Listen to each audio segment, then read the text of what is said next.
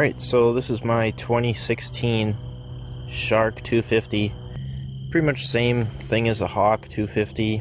The make is a Bashan. I know people call them a lot of different things based on just where they buy them. But my buddy bought this brand new spring of 2017. This is a 2016 model. Brand new, they're $1,600. You can buy brand new Bashan Hawk 250 for $1,400 roughly online. Made in China. It's a Honda clone engine. They ship them to you in a box. You have to put it together, and they're your cheapest street legal 250 that are, I guess, common. I wouldn't say they're really popular, but I'm starting to see a lot more videos of these, so I just thought I'd make my own review, what I like about it, what I don't. Gonna do some riding at the end of the video. Electric start, still has a kicker, still has a carburetor. It gets up, goes about, brand new when I had it, going down a hill, just max went 81, but if you drive it normally, it does 65 fine. Anything above that, you're really over revving it, kinda. It's you can go 70, 75, 73 if you really try, but that's really pushing it. I have 2,500 miles on it, and I have nothing bad to say about it as far as the engine goes. A couple things are a little cheap, but it's kind of, you get what you pay for pretty much. Has a disc brake in the front, rear drum in the back. It's 5-speed. I changed the bars up on it. The other ones were not very strong, and I have tipped the bike over a couple times and they got bent, and as you can see, I went down a couple times and scratched it up a little, just a little stuff. I think the shroud on here is broke, just the plastic broke. I guess the plastics are kind of weak on it there. As you can see here, they're painted green, so over time, if you dump it over, if anything flexes too much, you'll either get cracking or chipping, and you can see how it's all kind of cracking the paint off. But I mean, it still looks good for how it is. I cleaned it up a little while ago. There's supposed to be, you can see this shroud is on. The other one, the bolts came loose, so I just took it off, and this one has one bolt. Nice thing though, it has flexible blinkers. They're LEDs. It came with LEDs. I see people installing LEDs on their bikes, and mine already came with them. The battery's a little weak. It's the original battery in it, but it always starts right up. Just pulled it out of the garage. Gonna do a cold start. You can see it's cold. I'm gonna turn the choke on full. Start it up. 2,510 miles. I give it half choke.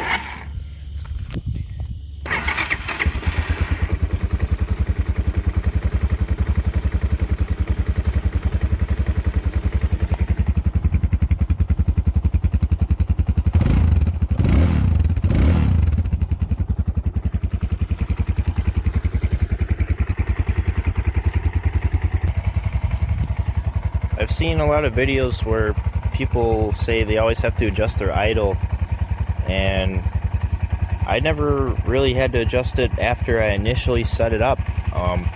It always starts how you saw. The choke works how it should. Full choke to start it, and then right away you give it half choke, and I let it warm up for a little bit, and then turn the choke off. And if you're riding around with the choke on halfway, you can definitely tell it doesn't stumble, but it doesn't have as much power. You turn the choke off, all your power's there, so I think the carb's set up just how it should be.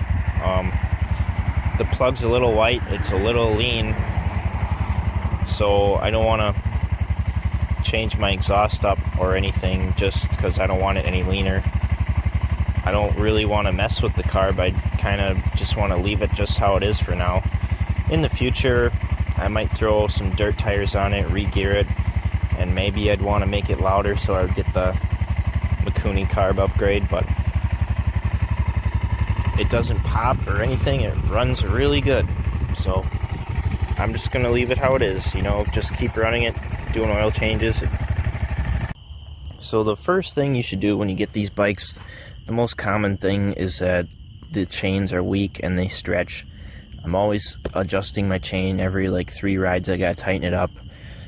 I just tightened it up the other day and try to keep it oiled, but I just haven't taken it off to get it matched up. I believe it's probably a 420 or something, but get a better aftermarket O-ring chain. That'll solve that. Other things is you just got to be really careful with some of these little bolts. They're easy to strip. I'm not sure why, but my steering stem neck bearings are junk. I mean, they're not terrible, but you'll be riding around and hear them clunking. I don't jump this thing nearly at all. There's a little bump in my yard I hit now and then, but I think maybe just over time from braking and the forks doing this all the time when you brake might have loosened them up. So I'm just gonna take those apart in the winter probably and get them matched up with, just bring them to this bearings place in Green Bay where I'm from and match them up at the store, put new ones in. They'll be fine. Those are the only things wrong with it, really. I mean, I never have to mess with my idle, really. The brakes are still holding up. The rear tire still holding up decently. And so really just the chain and the neck bearings that I had issue with. Another thing, these had an alarm, like if you can turn your ignition to the left and it'll lock the forks so that no one steals your bike, and if you shake the bike at all, it would have an alarm go off. It's under the seat, this little electrical box, and I think bouncing around it just quit. I like having a kicker on this bike.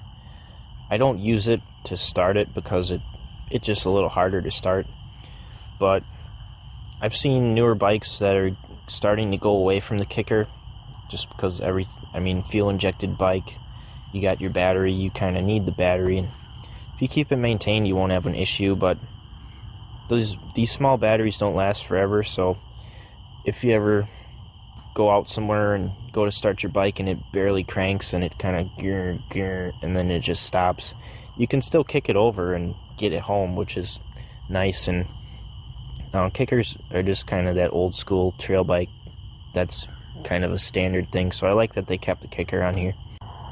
Another thing I might upgrade in the future is these mirrors. I mean I like where they're at, and I guess they could be bigger, but I don't want huge mirrors on a trail bike either when you're going through the woods. But they're constantly moving. They aren't tight enough. You can't really tighten them up. They don't move this way on the bar. Like this is tight enough, but there's a little just a swivel here, and it's like they're always moving around, and I'll probably upgrade those soon. So I calculated my fuel mileage just the other day. I just ran it a little bit past reserve. I didn't run it completely empty. I put in 2.6 gallons, so it has I'd say 2.5, maybe 2 3/4 gallon gas tank. I'm getting 70 miles a gallon, so can't complain. That's really good. The tires it comes with are 50/50 tires, I guess you call them. The Hawk has a little bit bigger tires. This is a 19 and a 17 in the rear. The Hawk has a 21 and an 18, and it might be geared a little different, a little more for trail and less for the street. So I think these are a little bit faster, but the tires they're great on the road, but I kind of want something a little more grippy because I have 2 acres here, and then my neighbor owns this chunk of land, and there's just trails all over. I can ride it, and you can kick it out if you want on purpose, or a couple times I've dumped it just from messing around and going a little too hard in the corners, and it'll slip out. For a 250, it has a decent amount of power. I mean, it's an air-cooled motor. It's not liquid twin cam, whatever, high compression exhaust, all that stuff. Doesn't have any of that. It's just your super basic 250. The motor is pretty similar kind of to my 200X 3-wheeler, besides that this has push rods instead of a timing chain, and I'm sure the bottom end's a little different, but both 5 speeds, 250, 200, they look kind of similar, so I kind of knew how much power it would have when I got it. But it's also a really good bike to learn on. I think it weighs, I don't know, 240 pounds, I'd say. I don't remember all the specs off the top of my head. I kind of wish I did, but it has your neutral indicator, it has your turn signal indicators, and so it's good for a beginner to know what gear you're in. And I mean, this thing shifts really smooth, so it's a great bike to learn on. Light, good trail bike. It came with this rack. It's handy. I have Kawasaki Vulcan with saddlebags, and saddlebags are great, and I might throw a set on here, but just bumming around town, it's fine. The exhaust is really quiet, as you heard in the last video, but I kind of like it that way. You're not gonna make that neighbors angry or driving around. I like to putt around subdivisions, curvy roads, and kind of tight technical roads, and you're not going to get a noise complaint. And I mean, it's just a fun bike. You can hit the trails one day and then go into town, go around the roundabouts, try to scrape your pegs and pretend you're a supermoto, but you're not. But I don't know, I'm just glad I got the bike, and my friends always have something quicker than me, but I mean, they ride it and have just as much fun. So enough with the rambling. I'm just gonna do some GoPro videos, ride down some streets, ride down some trails. So yeah, we'll cut to it.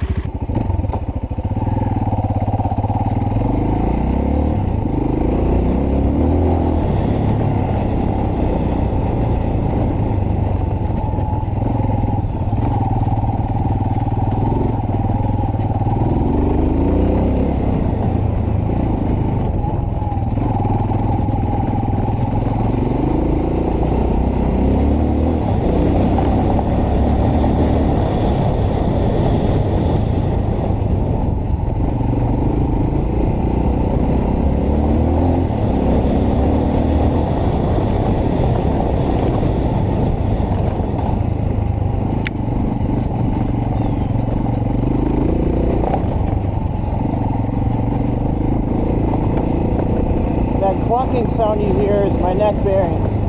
It's really annoying.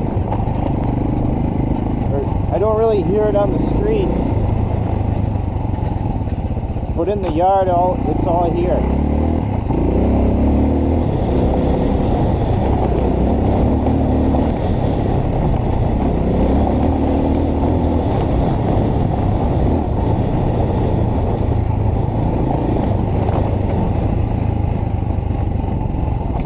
Right here is where you gotta watch it. Might not look like it, but it's really slippery out right now, so I'm taking it easy. Right here it gets real muddy.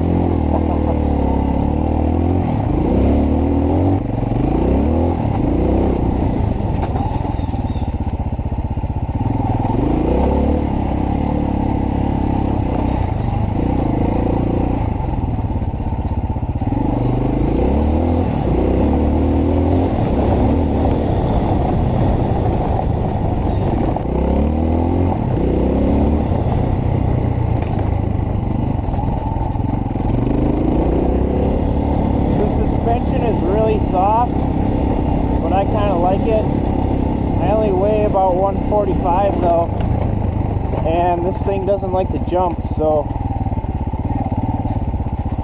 if you wanted to, you could upgrade the rear shock, and it's probably a way to stiffen up the forks.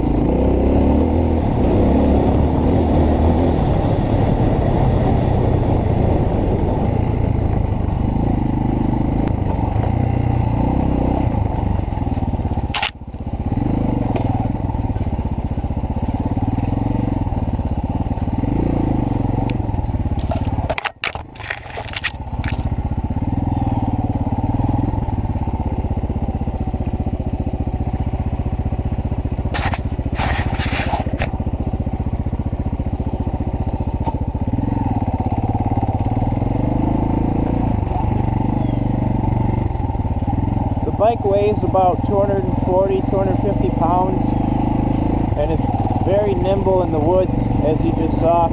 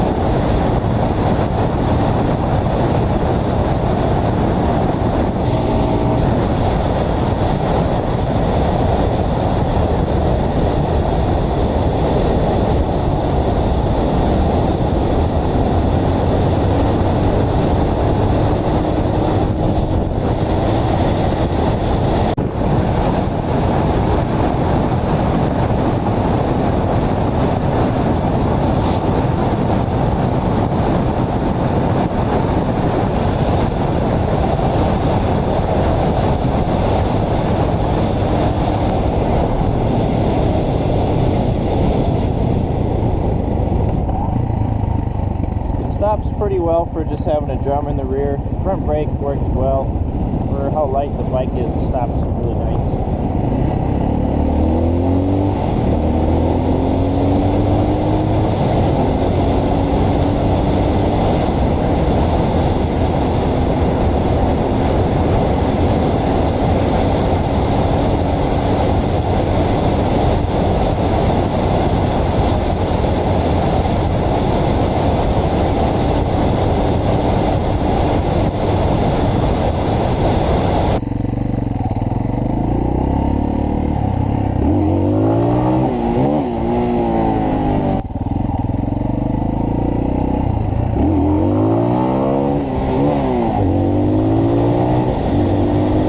Alright everyone, that's about it for this video. I encourage all of you to go out and buy a Shark or a Hawk, and always wear your helmet, wear all your gear, you know. But really fun bikes. So it's starting to get dark out here. I don't know if you can tell on camera, but yeah, thanks for watching. After this, you're gonna see more than a couple videos of my 200X that I'm rebuilding. I've mentioned it in other videos, but I'm just been editing all the videos. I finally got the engine finished, and I gotta put everything together. But I'm gonna probably release all the videos at once because there's part 1, 2, and 3. So yeah, that's what I've been up to. And also, this little guy did some work on it and save it for another video. But it's a Honda 90. Swapped the motor. I swapped in a 110, and it has all the issues that my previous motor had, so gotta take it all apart again. But you know how it goes. So Hope you liked this video. Don't forget to subscribe, like, and all that. Leave a comment. I'd like to hear some feedback about how I'm doing with these videos. So, thanks for watching.